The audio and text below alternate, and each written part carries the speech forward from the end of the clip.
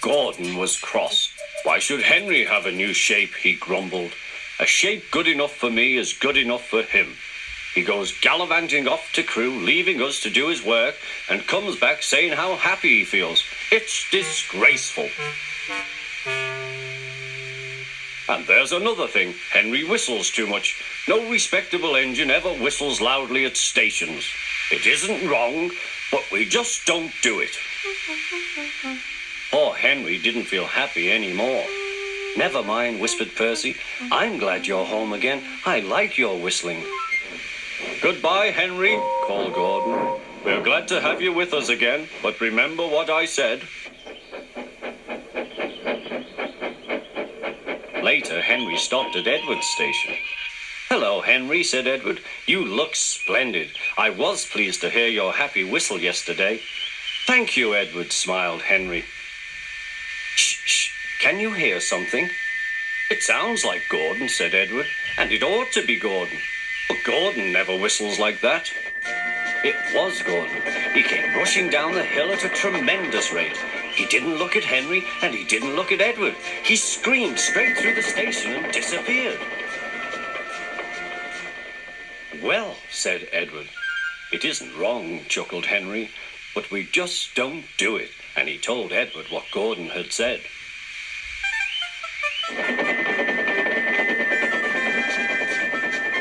Meanwhile, Gordon screeched along the line. The noise was awful.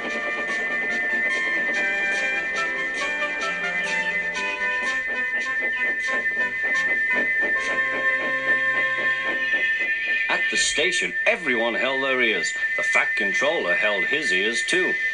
Take him away, he bellowed, and stop that noise! Gordon puffed sadly away, but he wouldn't stop whistling until two fitters climbed up and knocked his whistle valve in place. That night, Gordon slunk into the shed. He was glad it was empty. It isn't wrong, murmured Henry to no one in particular, but we just don't do it. No one mentioned whistles. Next morning, Henry was enjoying himself enormously. I feel so well, he sang. Trickety-trot, hummed his coaches. Then he saw some boys on a bridge. Peep, peep, hello, he whistled. Oh, he called. The boys didn't wave and take his number. They thought it fun to drop stones on him instead. They've broken our glass, sobbed the coaches. The passengers weren't hurt, but they were cross. Call the police.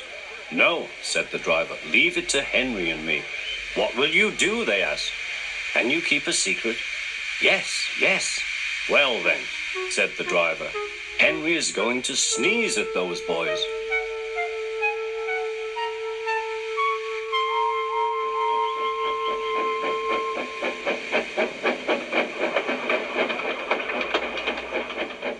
Lots of people were waiting at the station just before the bridge. They wanted to see what would happen.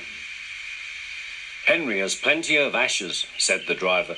Please keep all windows shut till we have passed the bridge. Henry is as excited as we are, aren't you, old fellow?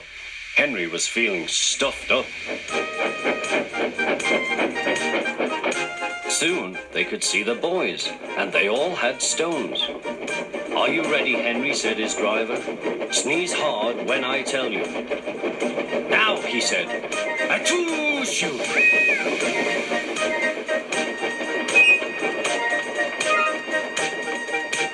Well done, Henry, laughed his driver. Henry went home very pleased with himself.